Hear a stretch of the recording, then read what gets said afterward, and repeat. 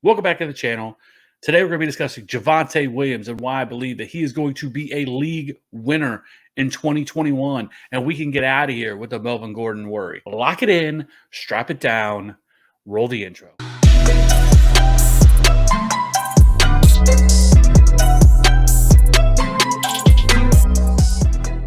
Welcome back to the channel, everybody. I appreciate everybody checking out the video. Before we get started, be sure to hit that like and subscribe button for future content. We're getting closer and closer to draft season, which means you need to be locked in to the TFA channel so we can win you that coveted fantasy championship in 2021.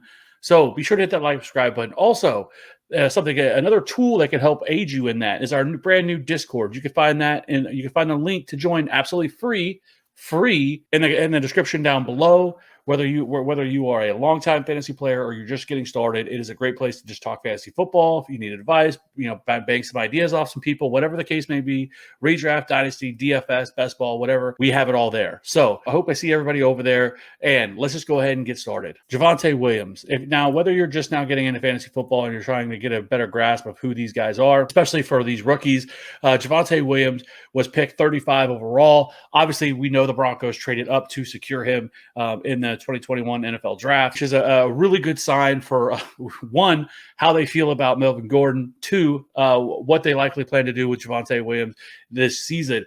Currently, Javonte Williams is being drafted at RB23 at 63.2 overall over on Underdog Fantasy Best Ball, or on Fantasy Football Calculator RB27 61.2. So obviously, as we know, in terms of best ball, running backs are going to go a little bit earlier, but regardless, Javonte Williams is 5'10", 212, 30.4 college dominator, which is 68th percentile, 9.2% target share. He was super efficient in only 157 carries, which was 19th among all running backs among FBS, 1140 rushing yards, 22 rushing touchdowns, 25 receptions on 30 targets, and 305 receiving yards. Like I said, he was absolutely efficient last year in that North Carolina offense with Michael Carter, one of the best running back duos of all football last year. He averaged 0.48 broken tackles per attempt, 4.5 yards after contact, 26.8% of his carries went for 10 plus yards, 75 avoided tackles, which was first among all running backs in college football last year. So, when you talk about Javonte Williams, he is one of the most talented running backs in this last year's class. He's right there with Najee Harris. Me personally, I have him ahead of Najee Harris, mainly because one big reason is because of the age gap they have between the two of them. Javonte Williams is only 20 years old. Najee Harris is 23 years old. So there is that age gap here. We don't really care about that for redraft, at least for this year, right? So obviously, Najee Harris is currently being drafted almost in the first round. He's borderline first round pick right now, early second, late first. Now, if you want to know more about Najee Harris, I've already done a video on him as well, so you can check that out as well. But for Javonte, he is in an offense with Melvin Gordon, right? And I know for a lot of people, that's why they are hesitant on Javonte Williams in 2021. And I'm here to tell you that you shouldn't be worried about that whatsoever. Melvin Gordon was okay last year at best. He had 986 rushing yards on 215 carries with 9 rushing touchdowns. He also caught 32 of 44 targets for 158 yards and a touchdown. He finishes RB20 in half-point PPR.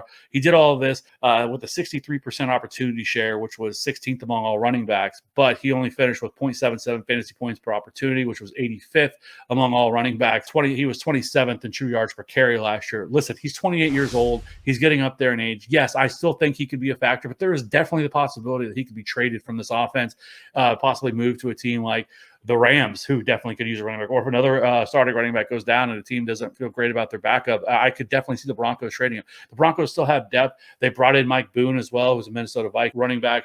So Royce Freeman is still there. So they have running backs here in this running back room. So if they wanted to move on from Melvin Gordon, they could definitely do that. We're already seeing beat reporters talk about Javonte Williams, that he is going to be the starter week 1. We'll see on that. Obviously, training camp is getting kicked off right now. And then, with preseason and everything else, because if that happens, his ADP is going to skyrocket from the RB23 to RB27 that he's being drafted at, depending on the format right now. But the reason that he's an absolute league winner is just due to the fact that his ceiling is so damn high. because of the fact that if you look at last year at the running back the Broncos had last year, you had Melvin Gordon, who handled 63% of the opportunities, while Philip Lindsay handled 42% of the opportunities in this backfield. And Philip Lindsay, 118 carries, 14 targets, 502 rushing yards, 28 receiving yards, and 1 touchdown. Obviously, Philip Lindsay is gone. He is now in Houston, so that is not there. I honestly think if Melvin Gordon remains here, I think it's going to be a 50-50 probably timeshare, which is going to be a little frustrating in the early parts of the season. However, Javonte Williams is going to take over this backfield and lead this team in rushing. I have absolute confidence in that. And I think with this offense could be, take a step forward this year. This offense is absolutely loaded right now. They have Cortland Sutton, who's coming back from injury, who will be 100% ready for training camp. Jerry Jeudy, Noah Fant, KJ Hamler, which was their second-round pick last year. This offense is loaded.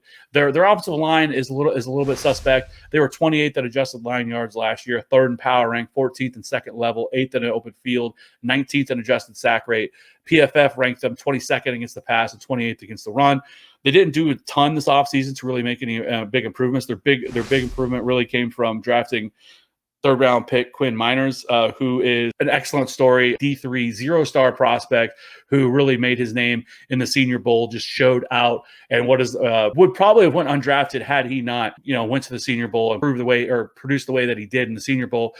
His nickname is the Gut, as you can see in this picture here, which is absolutely fantastic. Just a mauler. I think there's a really big chance that he ends up being the starting center. Garrett Bowles is an absolute stud, left tackle. They have that figured out. The other question mark is going to be at right tackle. They did sign Bobby Massey from the Chicago Bears. He big, physical right tackle, but he's not very athletic and kind of can get blown up on the edge. We'll see how this plays out for this offensive line. Let's just talk really quickly why I have no problem with taking Javonte Williams where he's going. One, you're not taking him ahead of a lot of these other running backs. And I just can't see him really moving up quickly ahead of a lot of these other guys that are there. The J.K. Dobbins and the Chris Carsons and the guys who are more solidified. He could possibly get past or David Montgomery and Miles Sanders types where people are kind of iffy on those guys. But I don't see him really rising up to this really high level where he's undraftable.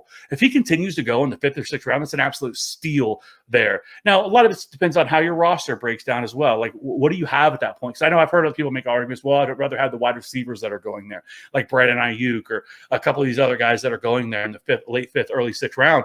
But it really depends. Like, if you're a guy who's like me, who goes anchor RB, right? And let's say you get Christian McCaffrey or Saquon or Alvin Kamara, Dalvin Cook, whatever, in your first 4 picks, and you don't pick again until the 2nd, late 3rd. For me, I'm probably not going to take a running back there. I'm probably going to go wide receiver. Give me 2 wide receivers there. So now I'm locked up there, and maybe I want to take a tight end or a quarterback, whatever you want to do. Once you get to the 5th or 6th round right there, you're going to be looking for your second running back, and it gets pretty bleak after you get past Javonte Williams there. You have guys like Myles Gaskin, who the jury's still out on that with him, and is he going to be the lead back there? But a lot of the other guys that are there, Kareem Hunt is going after, just past him.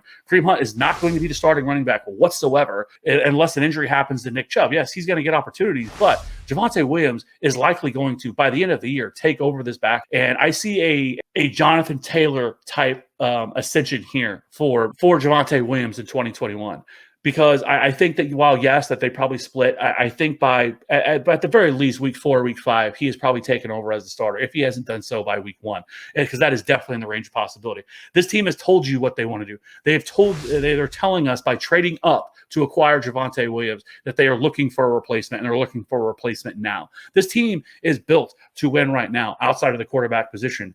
If Drew Lock can take a step forward of Teddy Bridgewater, this team could be a playoff team, or if, God forbid, they trade Aaron Rodgers, which is 100% in the range of possibility right now with everything going on there. Obviously, because if he comes here, holy shit, Javonte Williams becomes an absolute steal at his current ADP. Well, though I do think that it will skyrocket. So listen, don't be worried about Melvin Gordon. Melvin Gordon, while yes, I think it's far more likely he ends up getting the 40% of the opportunity that Philip Lindsay left behind, and Javonte Williams ends up being the guy who gets that 63% opportunity share. I think he can be a tremendous pass catcher out of the backfield, so that's positive for PPR formats. While I don't think he's going to get 100 targets or anything like that year 1, I think 40 to 50 targets year 1 is certainly in the range of possibilities. And if you're going to be able to get him at RB20, RB21, RB22, the sky is the limit for him. And so give me Javonte Williams all day at RB at RB23 in that range with the other guys that are going there. There's not many guys after him that you can feel confident in